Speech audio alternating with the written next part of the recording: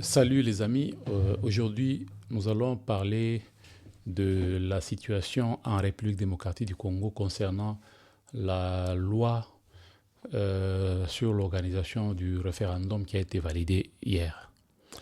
J'ai toujours dit que Félix Tshisekedi est le plus intelligent de tous les politiciens congolais.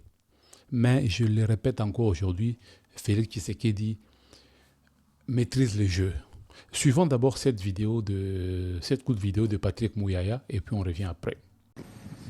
Écoutez, le président de la République a son agenda. Le président de la République a son timing. Le président de la République a dit qu'il organiserait le dialogue. Le président de la République a dit qu'il prendrait son ordonnance. L'agenda du président de la République ne répond pas à une quelconque forme d'ultimatum. L'agenda du président de la République répond aux impératifs de l'État suivant la direction dans laquelle les présidents de la République nous ont engagés. Et donc, je ne veux pas rentrer, je présume que c'était une idée politiquement politicienne, je ne veux pas rentrer là-dedans, je vais rester dans le fait que le président, comme garant de la nation, a pris un engagement d'engager le pays dans la voie du dialogue, comme dit par le cardinal. Il fera les choses en son temps, il fixera le cadre, et cela ne doit pas être confondu à une quelconque réponse parce qu'il y a eu un ultimatum ou parce qu'il y a eu ceci. N'allons pas là-dedans. Ici, il y a un objectif essentiel, un front contre l'agression rwandaise, et nous cheminons vers là à travers l'initiative du dialogue voulue par les présidents de la République. Voilà, comme on s'y attendait, Félix Tshisekedi a, lancé le pays dans la voie du dialogue. Le dialogue tel qu'il l'a voulu, tel qu'il l'a toujours voulu depuis le début. Il le disait, il n'a jamais refusé le dialogue. Il le disait, il y aura le dialogue, mais selon ses conditions. Et c'est ce qui est en train de se faire. J'ai été surpris pour la première fois quand Cardinal Ambongo a dit qu'ils vont aller au dialogue, mais selon les conditions qui seront fixées au fur et à mesure. Fixées par qui? Par Félix Tshisekedi, bien sûr. Donc, c'est sa voix qui prime. C'est Félix Tshisekedi qui est le maître du jeu. Maintenant, là, nos amis de C64 ont fait, je ne sais pas si c'était une blague, quand ils disaient qu'ils ont lancé un ultimatum pour que le dialogue soit convoqué avant le 15 août. Ils avaient donné une date butoir de 15 août et que de passer cette date-là, ils ne sont plus concernés par le dialogue. Ils pensaient avoir fait peur à Félix Tshisekedi. Mais j'ai comme l'impression qu'ils ont été avec lui en opposition pendant longtemps, mais ils ne le connaissent pas très bien. Ils ne le connaissent pas très bien. La déclaration de Patrick Mouyaya vient de confirmer que Félix Tshisekedi, non seulement il est têtu, mais il sait ce qu'il fait. On ne peut pas être têtu n'importe comment, non. Quand tu sais ce que tu fais, tu connais la direction où tu es en train d'aller et tu connais la force que tu as, en tout cas tu peux te permettre de faire ce que tu veux pour l'intérêt du pays, bien sûr. L'ultimatum là qu'on a donné, ça ne fait peur à personne. Mouyaya a été clair, il a dit Félix Tshisekedi convoquera le dialogue selon son agenda à lui, pas selon l'agenda de l'opposition. Et de toutes les façons, disons-nous vrai, depuis quand l'opposition dicte la voie à suivre au pouvoir en place? Ça n'a pas de sens. Si vous avez vos idées, vos bonnes idées, mais gardez-les. Soit vous proposez, vous critiquez, vous proposez des idées, mais vous n'imposez pas. Ou soit vous les gardez. Quand vous allez arriver au pouvoir, vous allez appliquer vos idées. Mais celui qui est là, il a ses propres idées, il a son plan d'action, il a son programme d'action. Laissez-lui appliquer son plan d'action. Parce que quand il a été élu, il savait où il allait amener le pays, mais laissez-lui appliquer ses idées. Et comme ça, à la fin de son mandat, le peuple va décider s'il va rester ou pas. Si ces idées-là n'arrangent pas le peuple va dire « Ok, merci beaucoup pour nous avoir dirigés, il est temps, prenez vos clics et vos claques, partez ». C'est tout. Et si le peuple considère qu'il a trouvé des solutions à son problème, dans ce cas, le peuple va lui renouveler la confiance. Même si le mandat est arrivé à la fin, le deuxième mandat est arrivé à la fin, le peuple est capable de dire que non, nous voulons nous prononcer pour que le même président qui nous a fait du bien puisse continuer avec nous. C'est possible et ça s'est fait.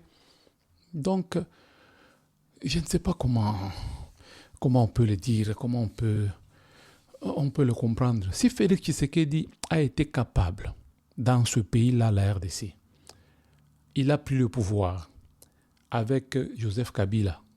C'est Joseph Kabila qui avait 80% de l'impérium à cette époque-là. Félix Tshisekedi ne contrôlait rien. Le Premier ministre, le Parlement, toutes les deux chambres, les services de sécurité, tout était dirigé par Joseph Kabila avec qui il était en coalition. Mais il a réussi avec son intelligence à renverser, sans effusion de sang, j'insiste, sans un seul coup de balle, il a réussi à renverser et à récupérer tout le pouvoir pour lui. Et ce monsieur-là, vous pensez que c'est un monsieur à sous-estimer? Je ne sais pas comment les opposants, je ne sais pas, ils n'ont pas assez intelligent pour trouver d'autres stratégies, pour le contraindre, ou je ne sais pas moi, l'obliger. Je ne sais pas, avec ces histoires-là des ultimatums, à qui ça va faire peur? S'il était entouré d'un président qui a fait 18 ans au pouvoir, qui avait tous les moyens nécessaires pour le faire tomber, mais il n'a pas eu peur de lui. Aujourd'hui, ce président-là est en exil. Et c'est vous, les opposants, avec qui il a cheminé ensemble, il vous connaît très bien comme dans sa poche. Et c'est vous qui allez venir avec vos ultimatums pour lui dire que non, dans 15 jours, nous voulons ça, sinon nous allons faire ceci. Ça ne marchera pas. Ces histoires-là, ça ne marchera pas. Et surtout parce que le peuple est derrière Félix Tshisekedi. Qu'on le veuille ou pas, quand on parle avec les gens, quand on suit les réseaux sociaux, quand on suit les avis des gens, on comprend que la majorité de la population congolaise est avec Félix Tshisekedi. En commençant par ceux qui sont à l'Est, à Goma. Nous avons vu tous le jour où la RDC avait gagné l'Ouzbékistan. À Goma, les gens ont bravé la peur. Ils ont scandé Fachi Béton à Goma. Et vous allez dire que ce monsieur-là, c'est un monsieur à négliger. Vous qui disiez chaque fois dans les médias, disant que non, si le peuple est en train de souffrir à l'Est, c'est Félix Tshisekedi qui en est la cause. Mais ce peuple-là est en train de scander le nom de Félix Tshisekedi. Ils considèrent Félix Tshisekedi comme leur seul sauveur. Et vous, qu'est-ce que vous allez dire qu'on va vous comprendre aujourd'hui? Qui va vous entendre? Parce que les enjeux pour le moment, ce sont les enjeux sécuritaires. Et quand on dit sécurité, c'est l'Est. Le peuple de l'Est est pour Tshisekedi. Comment vous allez faire pour sortir ce monsieur-là dans les cœurs des Congolais qui sont à l'Est? Je pense que nos opposants doivent chercher d'autres stratégies, doivent faire preuve d'assez d'intelligence s'ils veulent vraiment que les choses aillent. Bon, ce qui est impossible, s'ils veulent que les choses aillent selon leur volonté, ils doivent essayer de trouver d'autres stratégies, pas ce que nous sommes en train de voir. En tout cas, Félix Tshisekedi, encore une fois, coup de chapeau, parce que tu es en train, nous tous on doutait de toi quand tu avais pris le pouvoir. On se disait que ce monsieur, c'est un monsieur qui passait son temps en Belgique. C'est ce qu'on disait, c'est ce qu'on racontait. Il passait son temps en Belgique à boire dans des bistrots.